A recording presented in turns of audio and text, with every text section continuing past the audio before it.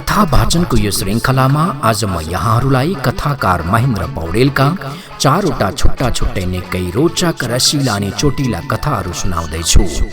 पहिलो कथा हुनेछ गौँका गेडा, दोस्रो कथा हुनेछ सुसाइड नोट, तेस्रो कथा हुनेछ हत्या र समुद्र र चौथो कथा हुनेछ छोडपत्र। विभिन्न राष्ट्रिय पत्र पत्रिकामा फुटकर कथाहरू छपाउँदै आउनुभएका प्रगतिशील युवा कथाकार महेन्द्र पौडेलका प्राय कथाहरूमा विदेशिएका युवाहरूको बदलिदो जीवनशैलीसँगै विदेशमा हुँदा पनि आफ्नै माटोलाई सम्झेर भक्कानिएका पात्रहरूको पीडाबोध सुन्न सकिन्छ। हुन्छ त आउनुहोस् सुरु गरौँ कथाकार महेन्द्र पौडेलको आजको पहिलो कथा गहुँका गेडा।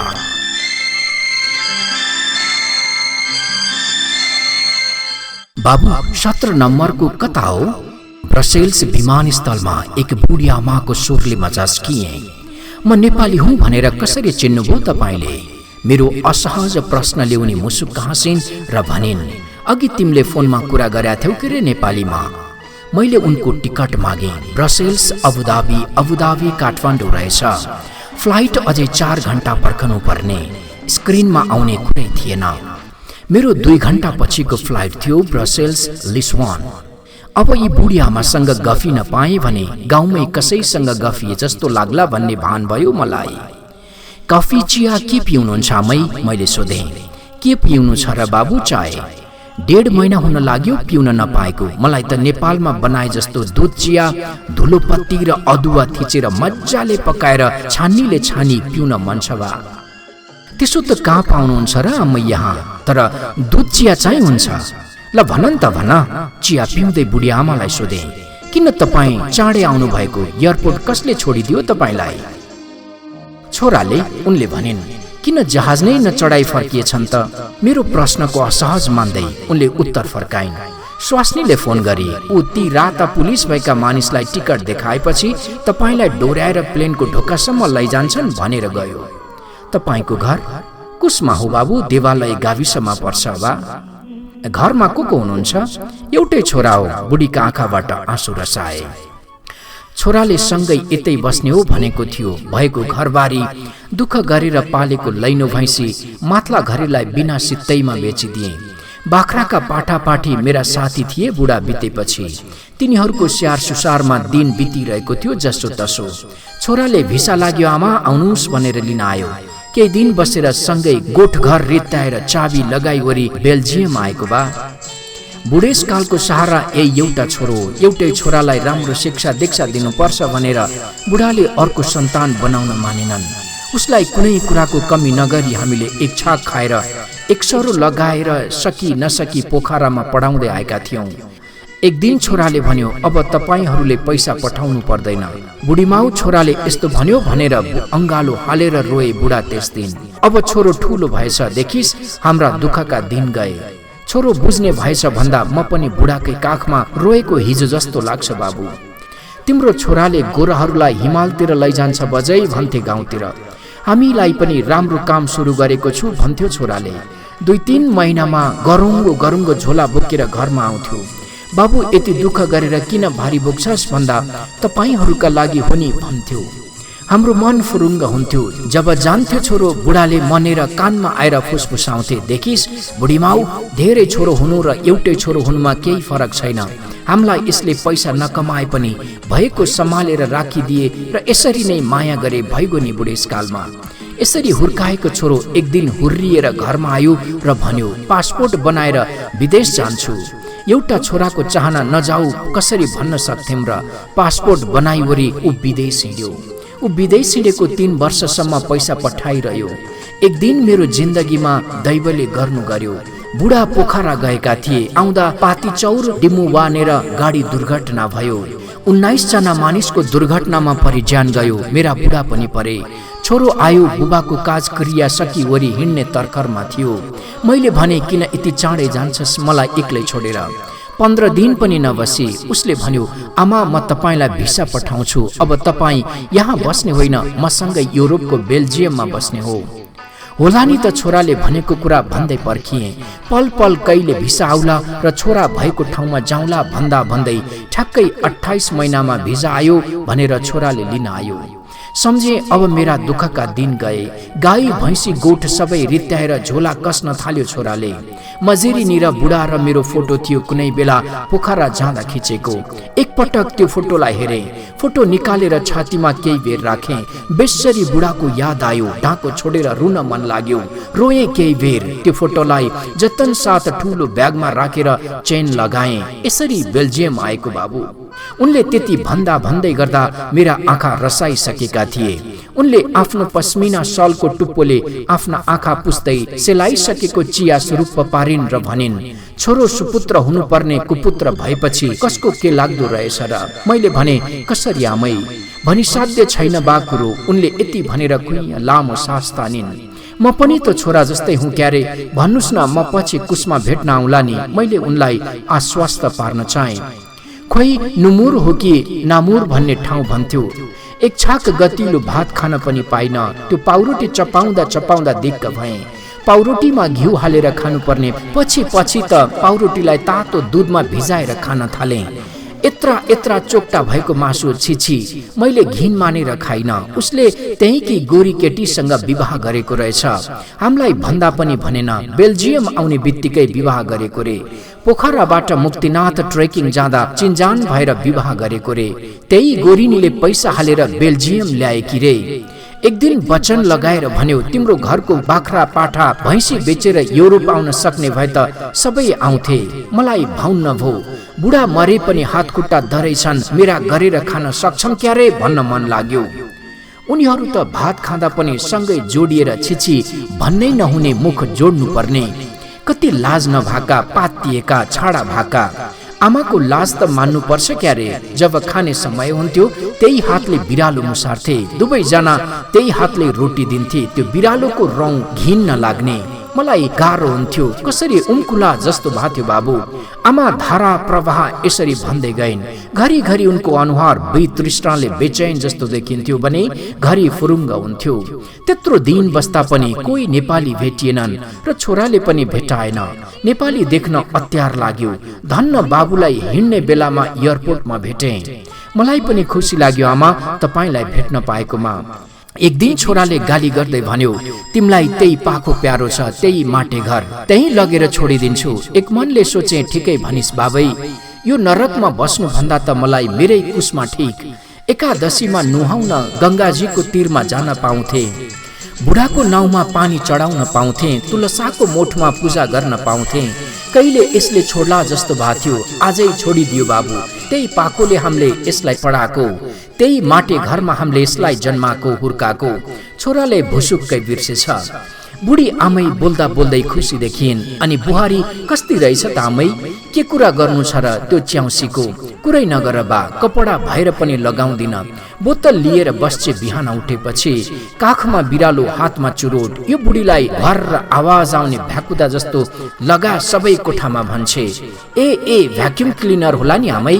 खोइ के जातो कुन्नी? टोयलेटमा खोइ के जातो हालेर घोट भन्छे। सोफा सारेर बडार र कभर खोलेर सफा गर भन्छे। उसको रुमको तन्ना सफा गर। फन घुम्ने कि जातिमा राखेर घुमा भन्छे। वासिङ मसिन होला आमै? खै के मसिन हो? पढेको भए त जान्थे के रे, के जानम मैले? मलाई बुढी आमाको कुरा सुन्दा टाउको दुख्न थालिसकेको थियो। मनमनै सोचे, ठिक गरिछस् त्यहाँ नबसेर। प्रकटमा भने धन्न छोराले नेपाल पठाउन मानेछ। के मान्थ्यो बाबु? त्यही च्याउसीका कारण आउन परेको हो। उनले भनिन्, कसरी? बुढी आमै एकछिन टोलाइन् र भनिन्, च्याउसी खुबै रोए। उसको बिरालो मैले मारे भनेर छोरालाई पिटी। सोफामा लडाई, घुच्याई, छोरो रोयो। त्यसले 3 दिनसम्म केही खाइन। अनि छोराले मलाई लिएर एयरपोर्टसम्म आएको हो। कसरी मर्यो त नि आमै बिरालो? मेरो जिज्ञासा भयो फेरि। कसरी मर्ने नि बाबु? दुवैजना बाहिर गएका थिए। घरमा बिरालो र म मात्रै थियौं। छोराले फोन गरेर बिरालोलाई केही खानेकुरा दिनु भन्यो। त्यहाँ खोइ के ठाउँमा छ भन्यो। मैले खोजे, कतै भेटिन। एउटा कुनाको प्लास्टिकमा गहुँका दाना भेटे। हरियो कलर लगाएको रहेछ। गहुँका गेडा त खान्छ नि भनेर दिएको। मुखमा चपाए जस्तो गरेथ्यो। उनीहरू आउँदा त मरिसकेछ। त्यही बिरालो मार्नाले उसले मलाई चाँडै नेपाल पठाउन परेको। यसो घडी हेरेको 1.5 घण्टा भइसकेको थियो आमासँग गफिएको। समय गएको थाहै भएन। गफिन त अझै मन थियो। उठेर स्क्रिनमा हेरे, ब्रसेल्स एयरपोर्टदेखि अबुधाबीको प्लेन खुलेछ गेट नम्बर 17 मा। उनलाई बोर्डिङ पास मिलाएर गेटसम्म पुर्याई र म सरासर बोइलिङ इयरको प्रस्थान बिन्दुतिर आउँदै थिएँ। प्लेनभरि ती आमाको अनुहार खेलिरह्यो। आमा गएको हेरिरहे र टाढाबाट बाई बाईको हात हल्लाइरहे।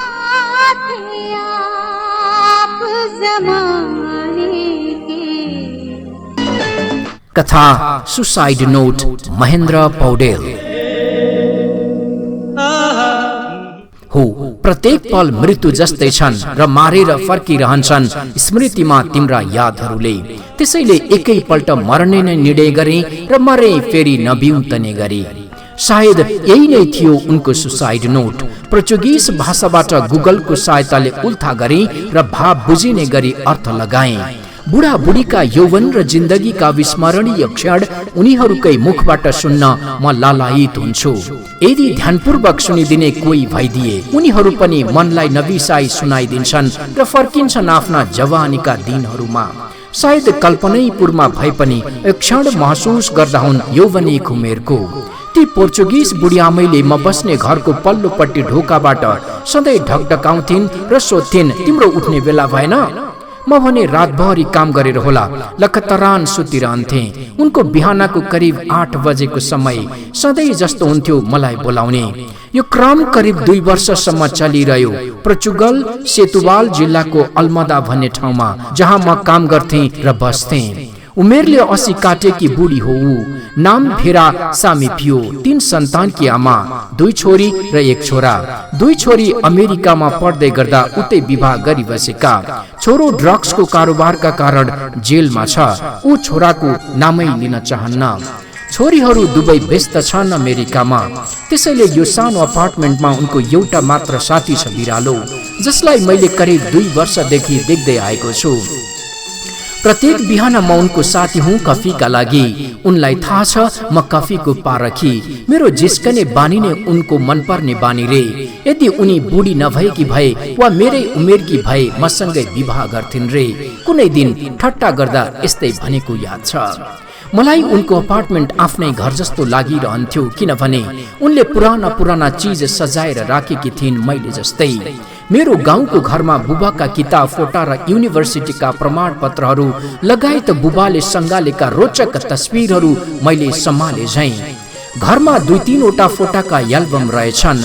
आफ्ना पुराना फोटाका एल्बम भनेर मेरो छेउमा राखिदिइन्। मैले हेर्दै गएँ। बालपन, स्कुलका क्षण पाना पल्टाउँदै गएँ। चुम्बन गरेको एउटा युवकलाई देखाएर भने, ऊ मेरो पहिलो बोयफ्रेन्ड। म एउटा फोटोमा त्यसै अडिएँ। उनी भन्दै गइन्, लन्डनको किङ्स कलेजमा हामी सहपाठी। म त्यति बेला 19 वर्षकी थियौँ होला। ऊ पनि त्यस्तै उमेरको। जब छुट्टी हुन्थ्यो कहिले उसको रुममा त कहिले मेरो रुममा हामी समय बिताउँथ्यौँ। त्यो पलको सम्झना गर्यो भने म विचलित हुन्छु। उनी यसरी भावुक बनिन्, यादले उनका आँखा रसाए जस्तो भयो। फेरि भनिन्, हामी 3 वर्ष सँगै भयौँ। छुट्टीमा रहर पुग्दो गरी हाम्रो शारीरिक सम्बन्ध हुन्थ्यो। मुड चल्ने बित्तिकै सुरु हुन्थ्यो हाम्रो सम्बन्ध। अलिकति उनी लजाइन्, यो उमेरमा त्यो उमेरको सम्झना गरेर। सेतो लत्रेको सारीमा एउटा पुरुषलाई चुम्बन गरेको फोटो देखाइन् र भनिन्, ऊ मेरो पहिलो हस्बेन्ड। उसँग करिब 4 साल सँगै भयौँ र डिभोर्स भयो। ऊ जर्मनीको हो। त्यसपछि पार्टीका केही तस्बिर देखाइन् र अन्त्यमा त्यस्तै उमेरको अर्को पुरुष देखाइन् र भनिन्, यो चाहिँ पोर्चुगिज हो, रेलवे टेक्निसियन। लरेन्जर्सको पार्कमा भेटेको स्विमिङ पुलमा दुवै जनाको चुम्बनको तस्बिर देखाई। थाहा छ, ऊ राम्रो पौडीबाज पनि हो। बुढी आमा यसै जोसिन्। पुल, पार्क, गाडी, रेस्टुरेन्ट, बगैँचा, आइफल टावर, यत्र तत्र छरिएका तस्बिरमा किसका सिन उनले देखाउँदै वर्णन गर्दै गइन्, मानौ अहिले उनी उमेरले 30 वा 40 की हुँदी हुन्। एल्बमको अन्तिममा श्रीमानको फोटो रहेछ। उनले त्यो फोटो देखाउँदै 2 थोपा आँसु तप्प च्वाई फोटोमाथि। करिब 4 वर्ष भयो रे बुढा बितेको। त्यसपछि यो अपार्टमेन्टमा उनी एक्लै हो। बुढाले एउटा कुकुर पालेका थिए रे। उमेरले 2 वर्षको फरक भए पनि स्वास्थ्यको हेक्का राख्थे रे। बिहान कुकुरलाई र आफू मर्निङ वाकबाट आएपछि बुढीले एकाएक ब्रेडमा बटर हालेर टेबलमा राखिदिन्थिन् रे। बुढाले स्वीट भनेर बोलाउँथे रे, आऊ सँगै खाऊ भन्थे रे। उनले टेबल देखाइन् र अहिले यो टेबल देख्ने बित्तिकै उसकै याद आउँछ भनिन्। चाउरिएका गालामा खण्ड खण्ड हुँदै आँसु चुइए। अनुहार भरिका खल्डा खुल्डी मानौ खेतमा पानी लगाउने कुलो जस्तै छ, जुन आँसुले भरिएर मुखसम्म आइपुग्थ्यो। मैले नजिकै रहेको टेबलबाट टिस्यु पेपर उनको हातमा थमाए। काठको मुडो उचाले जसरी गरुङ्गो गरेर टिस्यु पेपर उठाएर आँसु पुछिन्। छोरो भन्नु नै त्यस्तै भो, एउटी छोरीले कति भ्याउने, उसका पनि छोरा छोरी छन्, अफिसियल काम छ र सँगै उसको लोग्ने। फोन त गरिरहन्छे तर वर्षको एकपल्ट भेट्न आउँछे। छोरीको व्यथा सुनाई। उनलाई अमेरिका जान मन पर्दैन रे, हुर्केको नै यही ठाउँ, बुढाको याद पनि यही छ, त्यसैले बरबराइन्। अचेल नेपालमा छोराछोरी व्यस्त भए भने बाबु आमा घाँडो मान्छन् र कतिले वृद्धाश्रम लगेर छोडिदिन्छन्। मलाई नेपालको याद आयो। वृद्धाश्रममा त कमसे कम आफ्ना उमेरका सहपाठी भेट्छन् बुढाबुढीले र मन बहलाउँछन्। तर युरोप र अमेरिकामा प्राय जसो कोठामै एक्लै बस्ने हो, कुकुर वा बिरालोलाई काखमा चापेर। बुढा बितेपछि कुकुरलाई बाहिर घुमाउन लानुपर्ने कारणले मैले कुकुर घरमा राख्न सकिन। एनिमल सर्भिसेसलाई कुकुर दिए र उसैले नै यो बिरालो ल्याइदियो। उनले बिरालोलाई हल्का मुसार्दै बताइन्, यो पनि यहाँ भएको 2 वर्ष भइसक्यो, यही नै मेरो साथी हो। बुढीले यसरी भनेकी थिइन्। उनी अति नै माया गर्छिन् बिरालोलाई। लाग्दो हो यो बिरालो उसको सम्पत्ति हो। प्रत्येक पल बिरालो काखमा बसेर भाग्यमानी सम्झिदो हो। मैले एक दिन सोधेँ, किन यति धेरै यो बिरालोको माया? मान्छेहरूको माया स्वार्थी हुन्छ रे। यो उमेरसम्म आइपुग्दा धेरै मानिस देखेँ, भोगे। मान्छे र जनावरसँगको मायामा फरक छ। जनावरलाई आश्रय दियो भने कमसे कम टाउकोमा टेक्दैन। मलाई उनको भनाइ सार्थक लागिरह्यो। त्यसपछि बल्ल मैले पनि जनावर पाल्ने सोच बनाए। एक दिन एनिमल सर्भिसको गाडी आयो। एउटा टोकरी जस्तो पोकोमा केही सामानहरू लिएर गए जस्तो लागेको थियो। मैले बुढी आमाको ढोका ढकढकाएँ, ढोका खुलेन। सधैँ मेरो रुममा आएर कफीको अफर गर्ने बुढी अचानक 2 दिनदेखि गायब छिन्। किन होला? मलाई कौतूहलता जागेको थियो। यति लामो समयसम्म बस्दा पनि मलाई उनको मोबाइल नम्बर थाहा थिएन। ती बुढी आमा किन पो आवश्यक पर्लिन् र? आखिर घरमा त भेट भइहाल्छ क्यारे? मैले त्यति महत्त्व सोचिन। तर केही दिन नदेख्दा अचानक बुढी प्रति माया स्नेह जस्तो भयो मलाई। उनलाई देख्न नपाएको 2 दिन भएको हुँदो हो। मेरो मन खिन्न र भारी भयो। सायद ट्रेजेडी परे जस्तो, जसको सामना युवावस्थामा गरेको थिएँ मैले कुनै पलमा। मेरो घरको तल्लापट्टिको मासु बेच्ने टर्कीसँग सोधेँ एक दिन। उसले भन्यो, ल तिमीलाई थाहा छैन? बुढीको बिरालो खै के हो कारणले हो मर्यो। त्यसै दिन बुढी विभल भएर चिच्याएकी थिइन्। त्यसको राति एम्बुलेन्स आएर बुढीलाई लगेको देखेको थिएँ। म छागोबाट खसे जस्तो भएँ। मैले चिनेको एकजना प्रहरी अधिकृत थियो। प्राय जसो म बस्ने घरबाट 5 मिनटको दूरीमा रहेको एउटा बियर क्याफेमा बेलुकी ऊ आउँथ्यो र फुटबल हेर्दै 1-2 क्यान बियर पिएर जान्थ्यो। संयोगले त्यस दिन पनि उसलाई त्यही रेस्टुरेन्टमा भेटेँ र मैले बुढीका बारेमा सोधेँ। उसले सबै वृत्तान्त बतायो र भोलिपल्ट उसले बुढीले सुसाइड नोटमा लेखेको कुरा बतायो मलाई। त्यस नोटलाई मैले गुगलको सहायताले उल्था गरेँ, तर उनले लेखेका ती 2 लाइन भने कसलाई लेखिन्? आफ्नो पहिलाको बोयफ्रेन्ड, श्रीमान या बिरालो? यो अनुत्तरित प्रश्नले भने मेरो दिमाग। कथा हत्यारा समुद्र, महेन्द्र पौडेल।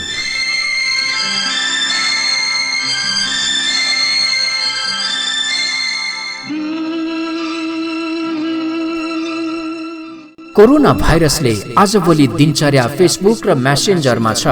खोज्दै जाँदा अनफ्रेन्ड भएका र साथी नबनेका भए पनि मेसेन्जरमा मेसेज त हुन्छ, तर त्यो अर्कापट्टिको मेसेज बक्समा बसिराख्छ। धेरै पछि कसैको मेसेज रहेछ जो पुरानो परिचित थिए। उसले यसरी लेखेकी रहेछ, प्रिया, यति धेरै निष्ठुरी पनि नहुनु, समुद्रको छालले लैजाला। उसले भनेको शब्द यही हो। त्यसपछि फेसबुकको मेसेन्जरमा ब्लक नै ठोकिदिए। युरोप छु भन्दैमा समुद्रै घुमेका फोटाहरू मात्र पोस्ट गर्छौ भन्थ्यौ। प्रिय परिचित, वास्तवमा मलाई समुद्र मन पर्छ। म समुद्र नभएको देशमा हुर्केको, समुद्र कस्तो होला मनमा नै सपना देख्थे। मैले यही लेखेर उसलाई पठाइदिएँ। उसको मेसेज कयौं दिन महिना नआएको रहेछ। मेरो पेन्डिङमा बसेको रहेछ, ब्लक हुनु र नहुनु बीचको पेन्डिङ। त्यसपछि ठ्याक्कै अस्ति मेसेन्जर अनब्लक गरिछ। उसले फेरि लेखी, यो वर्ष तिम्रो फोटो हाल्ने सपना कोरोनाले खाइदियो। त्यसको तल आँसु झारेका इमोजीका चिन्ह पठाई। मैले बिना सम्बोधन सिधै लेखिदिएँ, हुन पनि हो, युरोपमा कोरोना भाइरसका कारण समुद्र पनि सुनसान छ। म समुद्रको किनारमा गएँ भने ती गोरा छालाहरू बालुवामा लत्पन्न परेर नाङ्गै पल्टेका देखिन्थे। समुद्र जिस्की जिस्की उनीहरूलाई छुन म माथि आउँथ्यो, फेरि तल तल जान्थ्यो। यो रमाइलो धेरै पटक देख्थे। आज भोलि मसान घाट जस्तो सुनसान र एक्लो देखिन्छ समुद्र।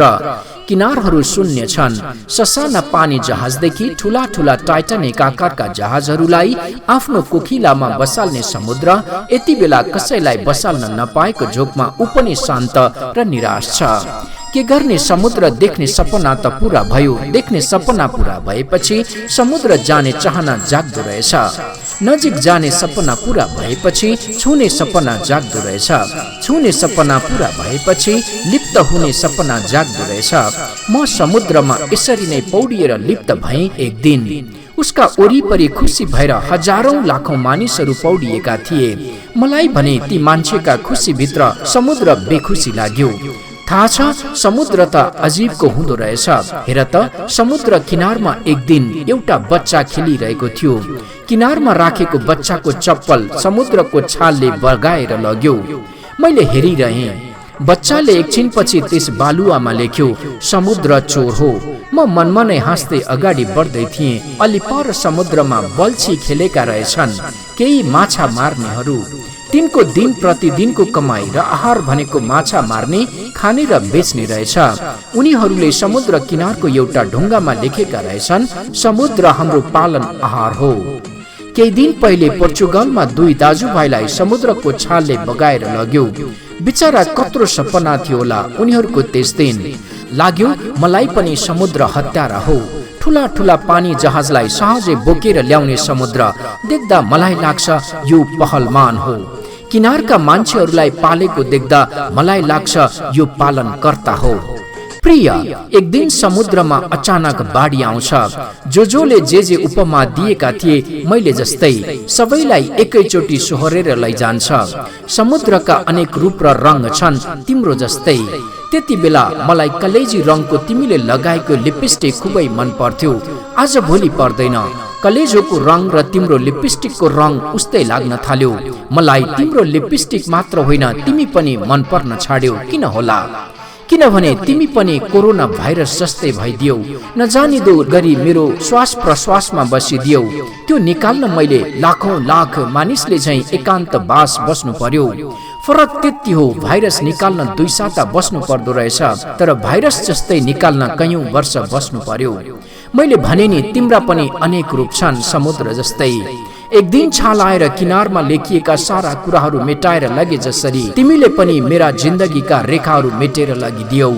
आज भोलि लाग्दो छ जिन्दगीमा जे गर्नु छ आफ्नै हिसाबले गर्नु छ। जे हुनेवाला छ त्यो हुने नै छ। जे भइसक्यो त्यसका लागि चिन्तामा नरहनु उपयुक्त होला। हार्ने जित्ने गुमाउने पाउने सुख दुःख सबै सहेर मनलाई विचलित नबनाउनु। यदि सुख शान्तिबाट भरिएको जिन्दगी हुन्थ्यो भने मान्छे जन्मेका बेला किन रुनु पर्थ्यो? जन्मेका बेला रुनु र मरेर रुनु बीचको अन्तर नै जीवन सङ्घर्ष रहेछ भनेर सिके। यसैलाई जीवन भन्दा रहेछन्। अर्को कुरा सुन, समुद्र हत्यारा हो, कोरोना भाइरस पनि हत्यारा हो र तिमी पनि।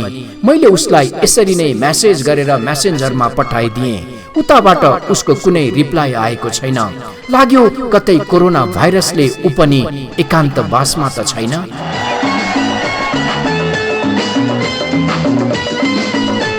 कथा सुसाइड नोट, महेन्द्र पौडेल।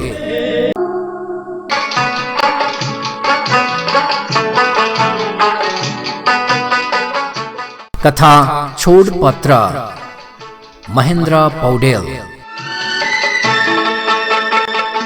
लोग्नेले स्वास्नीलाई 3 थप्पड लगाएको थियो। स्वास्नीले यसको जवाफमा उसको मुखमा थुक्दै जुत्ता खोलेर झट्टारो हानेकी थिए। लोग्नेको टाउकोमा जुत्ताले अलिकति छोएर गएको थियो।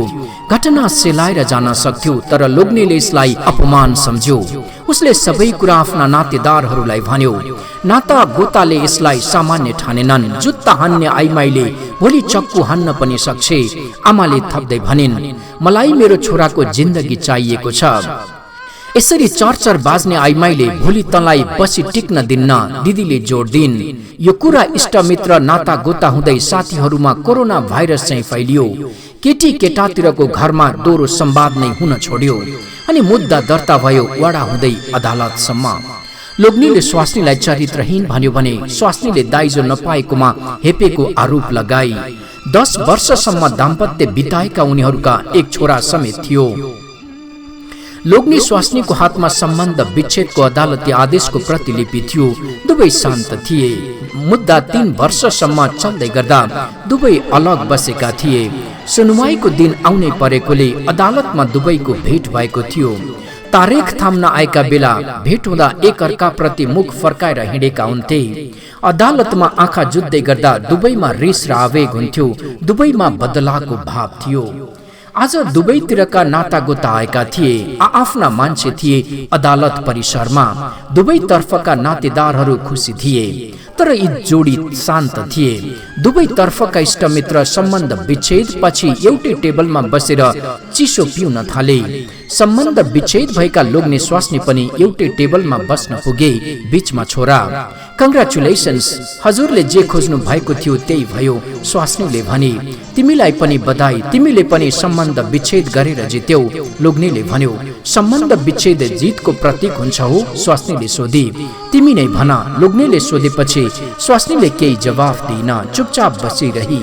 फेरि भनी, तपाईले मलाई चरित्रहीन भन्नुभयो, राम्रो भयो नि अब चरित्रहीन स्वास्नीबाट छुटकारा मिलेकोमा। त्यो मेरो गल्ती थियो, त्यस्तो भन्नुहुन्थेन, लोग्नेले भन्यो। मैले धेरै मानसिक तनाव झेले। स्वास्नीको आवाज सामान्य थियो, न दुःख न कुनै रिस। थाहा छ मलाई, तर पुरुषले त्यही हतियार प्रयोग गर्छन् नारीलाई। मैले तिमीमाथि यस्ता घटिया आरोप लगाउनुहुन्थेन, मलाई आत्मग्लानि छ, लोग्नेले भन्यो। स्वास्नी केही बेर बोलिन। उसले एक पटक लोग्नेको मुखमा हेरी केही बेर पछि लामो सास तानी। त्यति नै बेला लोग्नेले भन्यो, तिमीले पनि त मलाई दाइजोको लोभी भनेकी थियौ, गलत भनेकी थिए। स्वास्नीले लोग्नेको मुखमा हेर्दै भने, म कुनै आरोप प्रत्यारोप लगाउने पक्षमा थिइन। सिसाको गिलासमा चिया आइपुग्यो। स्वास्नीले चिया समाती। गिलासको चिया उसको हातबाट पोख्यो र हातभरि भयो। अथुकको आवाज निकाली। लोग्नेले मुखबाट त्यही बेला ओहोको आवाज निकाल्यो। स्वास्नीले लोग्नेलाई हेरिरही। लोग्नेले स्वास्नीलाई हेरिरहेको थियो। तिम्रो ढाडको दुखाइ कस्तो भयो, लोग्नेले सोध्यो। उस्तै छ, घरिघरि बेस्सरी दुख्छ, स्वास्नीले कुरा सिद्ध्याउन खोजी। तिमी व्यायाम पनि गर्दिनौ, लोग्नेले भन्यो। स्वास्नी फिस्सा हाँसी। तपाईको दम कस्तो छ नि, स्वास्नीले सोधी। डाक्टर कल्पनाले मेन्टल स्ट्रेस कम लिनु भनेकी छन्, लोग्नेले जानकारी दियो। स्वास्नीले लोग्नेलाई हेरिरही। लोग्नेको अनुहारमा छाएको तनावलाई पढ्दै गई। औषधि त लिइराख्नु भएको छ नि, स्वास्नीले भने। लिइराछु, आज ल्याउन भुलेछु, लोग्नेले भन्यो। त्यसैले त तपाईको अनुहार फिक्का जस्तो देखिन्छ, स्वास्नीले सहानुभूति देखाई। सायद केही औषधिका कारण, केही अन्य, भन्दा भन्दै ऊ रोकियो। अन्य तनावका कारण, स्वास्नीले पूरा गरिदिए। लोग्नेले केही सोचिरह्यो र फेरि भन्यो, तिमीलाई 20 लाख दिनु छ अनि 10,000 महिनामा पनि। अनि स्वास्नीले भने, काठमाडौँको जग्गा तिमीलाई थाहै छ, त्यो तिम्रो नाममा राखिदिन्छु। 10 लाख यति बेला मसँग छैन, लोग्नेले आफ्नो मनको कुरा भन्यो। काठमाडौँको जग्गा 20 लाखको होला, मलाई केवल अहिले 10 लाख चाहिएको छ, स्वास्नीले भने। छोरो छ, खर्च हुन्छ, लोग्नेले भन्यो। ठिक छ, तपाईँ महिनाको 10 लाख दिनुहुन्छ नि, स्वास्नीले भने। पक्का दिन्छु, लोग्नेले भन्यो। 10 लाख तपाईसँग छैन भने मलाई दिनु पर्दैन अहिले, स्वास्नीले भने। उसको स्वरमा पुरानो सम्बन्धको मेल थियो। लोग्नेले उसको अनुहार हेरिरह्यो। सोच्यो, कति सहृदय छ यो। नजिकै बसेकी महिला कुनै बेला धर्मपत्नी थिए। स्वास्नी लोग्नेलाई हेरिरहेकी थिए। उसले सोचिरहेकी थिए, कति सरल छ यो मान्छे, कुनै बेला मेरो श्रीमान थियो यो। मलाई कति माया गर्थ्यो उसले। एकपटक मोटरसाइकल सिकाउन लिएर हिँड्दा जब म ढले, बाटोमा उसले हत्तपत्त आफ्नो हात मेरो टाउको ठोकिनबाट जोगाएको थियो। यही पुरुषले गर्दा बाँचेकी थिए। आफूलाई खुट्टाभरि चोट पारेर उसले मलाई बचाएको थियो। ढुङ्गामा टाउको बजारिए मान्छे मर्न बेरै लाग्दैन। मेरा हर कुरामा साथ दिएकै थियो। मेरो पृष्ठभूमि यसैले बनाएको हो। बच्चा पेटमा हुँदा कलेजसम्म डोर्याएर हिँडाल्थ्यो यसले, कतै लड्छ कि भनी। यसैको मैले खोट निकाल्दै गएँ, यसैलाई मैले नराम्रो ठान्दै गएँ, स्वास्नीले सोच्दै गए। लोग्नेले एकपटक स्वास्नीको मुखमा हेर्दै सोचिरह्यो, यसले कति ध्यान राख्थे। एकपटक जन्डिस हुँदा रातभरि अस्पताल कुरेर बसे। रुगा लाग्ने बित्तिकै स्टिमको जगमा पानी उमालेर बाफ लिन लगाउँथे। प्रत्येक महिना कंजूस गरेर पैसा बचाउँथे र मेरा लागि महँगा चीज खरिद गर्थे। अलिकति बिरामी हुने बित्तिकै मेरो भन्दा पनि यसको सातो पुत्लो जान्थ्यो। धेरै संवेदनशील थियो। वास्तवमा मैले यसको फिलिङ्स बुझेको भए, लोग्नेले सोच्दै गयो। दुवैजना चुप थिए, धेरै चुप, अति चुप। दुवैका आँखामा आँसु थियो। आँसुमा एक अर्कालाई हेरिरहे। मलाई एउटा कुरा भन्नु छ, लोग्नेले भन्यो। भन्नु न, स्वास्नीले आँसु पुस्दै भने। डर लाग्छ, लोग्नेले भन्यो। नडराउनुस्, हजुरले भन्ने कुरा मैले सोचेकी पनि त हुन सक्छु, स्वास्नीले भने। तिम्रो धेरै याद आयो, लोग्नेले भन्यो। तपाईको पनि, स्वास्नीले भने। म तिमीलाई अझै पनि माया गर्छु, लोग्नेले भन्यो। मैले पनि, स्वास्नीले भने। दुवैको आँखामा आँसु थियो, दुवैको अनुहार निन्याउरो थियो। के हामीले जीवनको नयाँ मोड लिन सक्दैनौ, लोग्नेले सोध्यो। कुन मोड, स्वास्नीले भनी। हामी फेरि सँगै बसौं एकसाथ। लोग्ने स्वास्नी भएर, अति राम्रो साथी भएर, लोग्नेले भन्यो। अनि यो पेपर, स्वास्नीले भने। च्यातेर फालिदिउँ, लोग्नेले भन्यो। लोग्नेले आफ्नो हातमा रहेको सम्बन्ध विच्छेदको आदेशको पत्र च्यातेर फालिदियो अनि स्वास्नीले पनि त्यसरी नै च्यातेर फालिदिए। दुवैजना उठे, एकअर्काको हात समाउँदै हिँड्न थाले, घर जान थाले, जुन घर लोग्ने स्वास्नीको थियो।